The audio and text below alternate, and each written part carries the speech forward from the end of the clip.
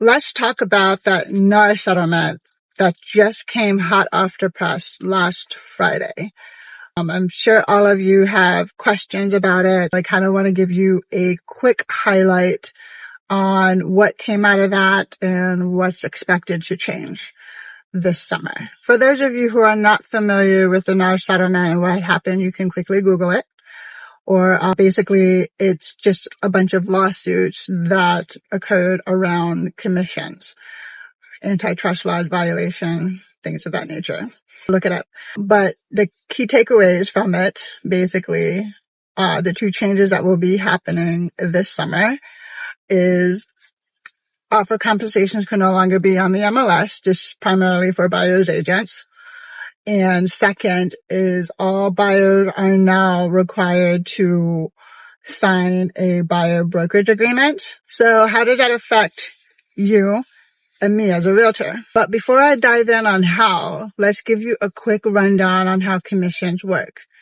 Typically, when a listing agent that works with a seller collects a total commission from the seller, which typically pays for the listing agent and the buyer's agent's commission, that is collected from the seller. And it's an average of 5 to 6% across the country. Now, there have been some areas that charges up to 10%, which is actually quite ridiculous if you ask me. However, the commissions have always been negotiable. Some sellers are not even aware that they could negotiate this price, or they don't know that it's not necessarily a percentage. It could also be a fixed amount that's fair for all parties across the board. And there's your agent commission breakdown. So I think just to go over that really fast, a lot of people have this misconception that the entire 5 to 6% commission all goes to the listing agent, which is not true. And the listing agent shares their commission to pay the buyer's agent. Now, keep in mind that as a listing agent, we have expenses that we have to cover.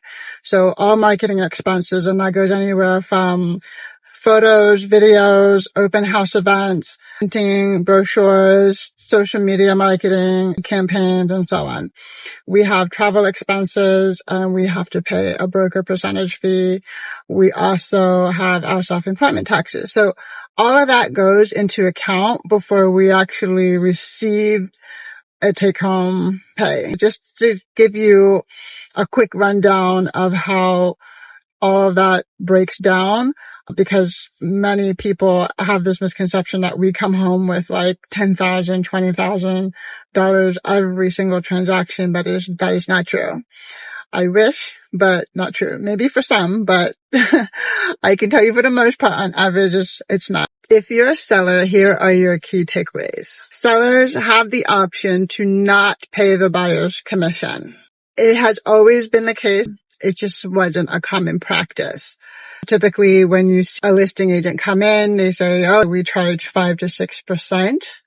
Usually it includes the buyer's agent's fee. Not paying the buyer's agent commission is not recommended because most buyers cannot afford to pay for a buyer's agent commission. This will only be added on to their closing costs. So their closing costs would increase by that amount. It also can limit your buyer pool. So for example, it could limit from first-time home buyers and VA buyers because VA buyers are not allowed to pay for a realtor fee. However, closing costs and commissions can be added to an offer on top of the sale price. The only thing is that it would have to meet the appraised value. Now, if you're a buyer, here are your key takeaways. You will be required to sign a buyer agent agreement, and that basically just outlines the duties of your buyer's agent, what he or she will be doing for you, and the compensation, whatever that you agreed to. The compensation can be negotiated into the offer. Now, as for me as a realtor, how does that affect me? Well, it will only require me to educate my customers a lot more. and just making sure that you understand both sides and then that we can come to an agreement. I have a whole guide, a whole home buyer's guide. If you're interested in a home buyer's guide, comment home buyer guide below and I'd be happy to send that over to you.